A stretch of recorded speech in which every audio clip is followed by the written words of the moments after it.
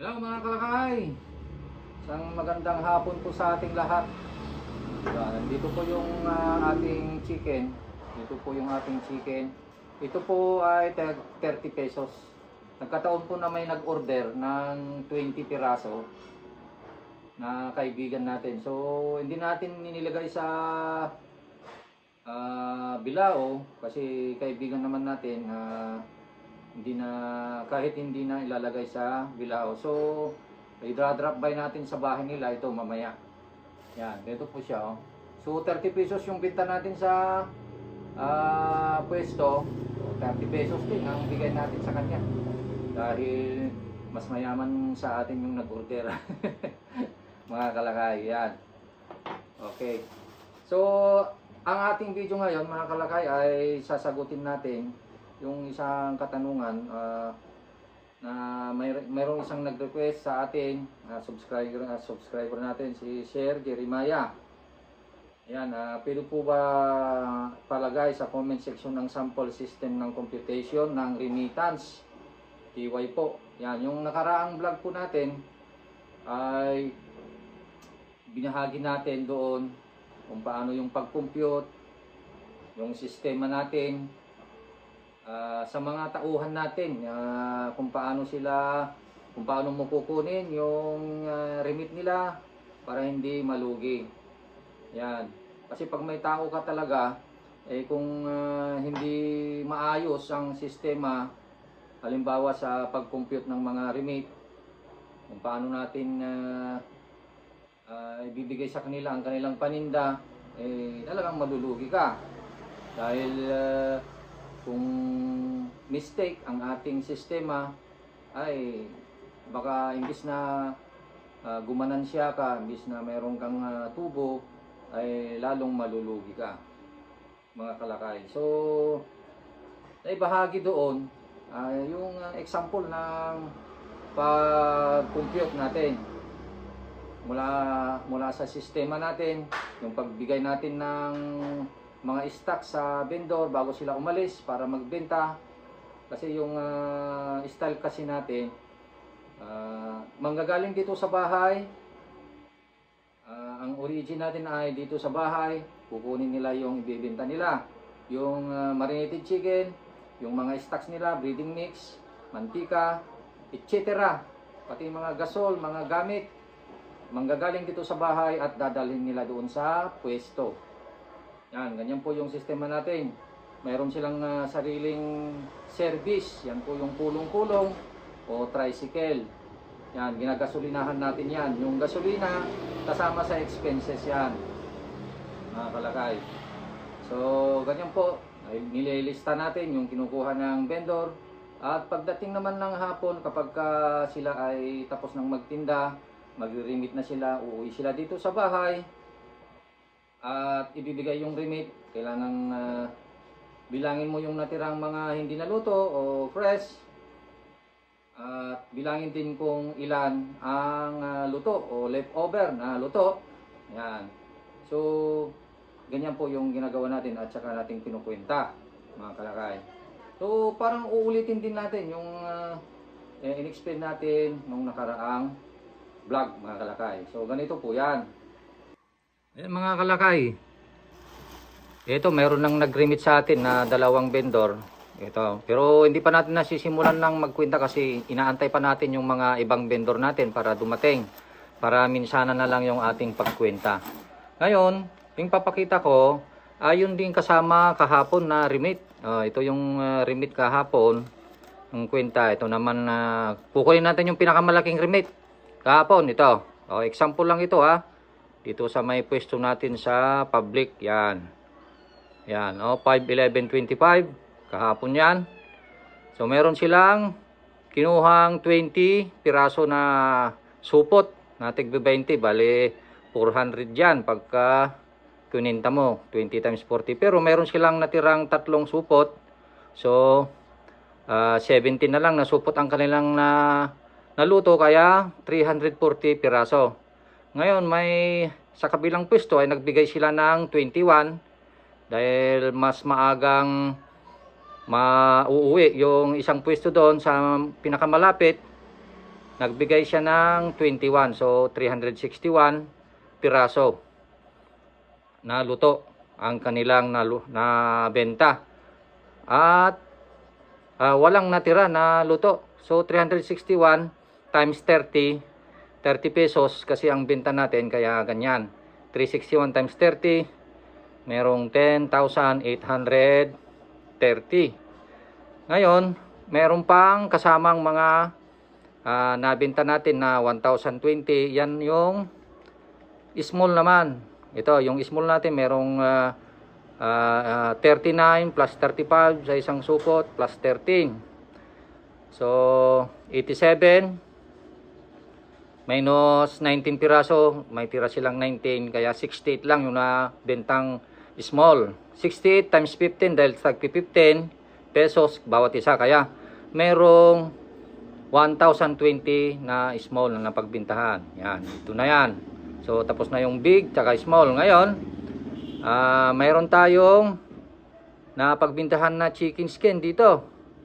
Ito yung 280. Yan. 17 plus 7, yan 24 plus 1 25 minus 11, kaya 14 lang nung nabenta nila, times 20, tagti 20 kasi yung isang baso, kaya mayroong 280. Yon yung 280 sa chicken skin yan na tag 20. Meron din tayong chicken skin na mas malaki.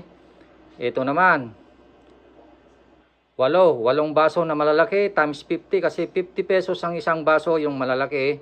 Nabenta nila lahat, kaya 8 times 50 equals 400. So ito yung 400. So yan, kuntahin na natin lahat yan. Yan.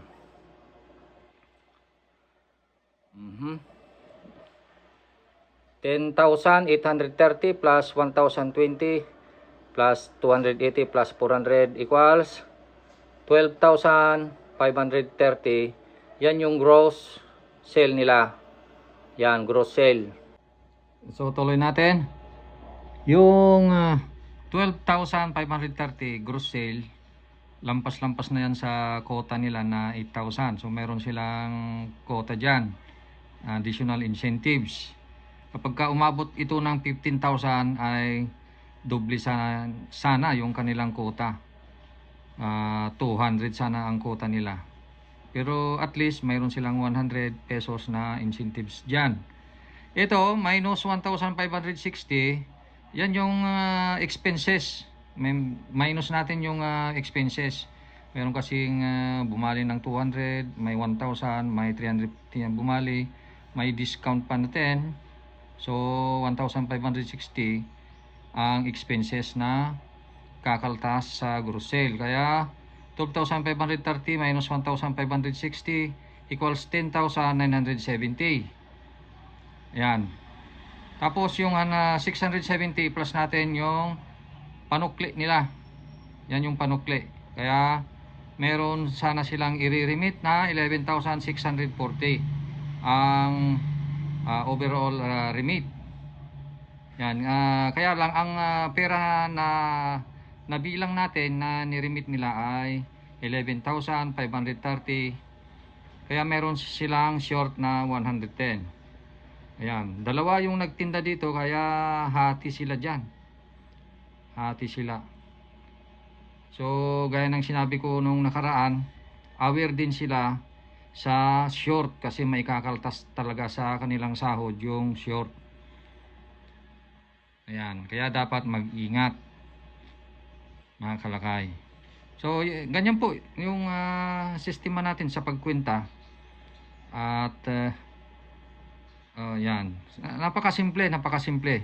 Yan, sa isang notebook, ilalagay mo lang yung petsa, kung petsa na araw na yung pinagtindahan nila, yan, tapos yung kung saang branch, isusulat mo kung sino yung nagtinda, yan, yung pangalan ng nagtinda, yan, sulat mo na yung mga kinuha nila na manok, na chicken skin, at small tsaka chicken skin. So lahat-lahat yan sinusulat lahat.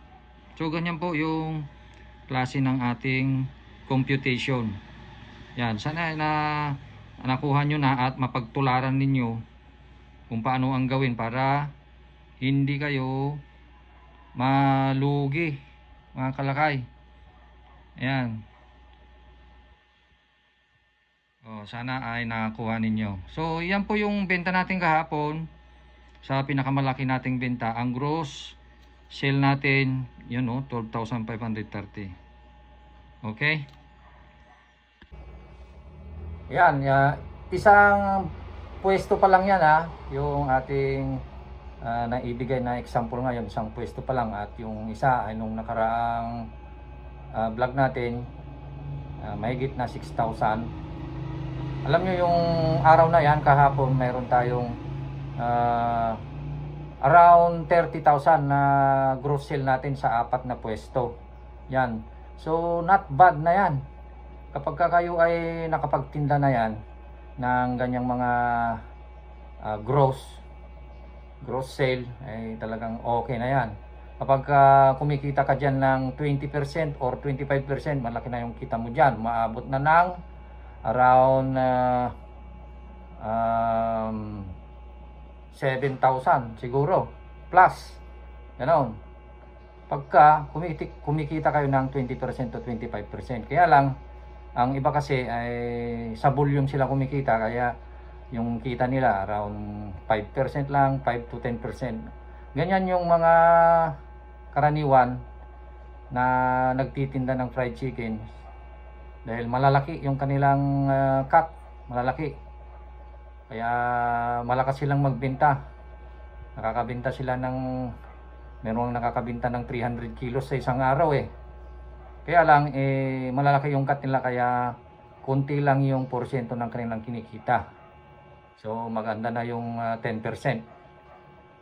Kung minsan 5 to 10% ang kanilang kinikita. Pero sa atin kasi hindi tayo sa volume kumikita kundi doon sa laki ng porsyento ng ating kinikita, yung net profit natin.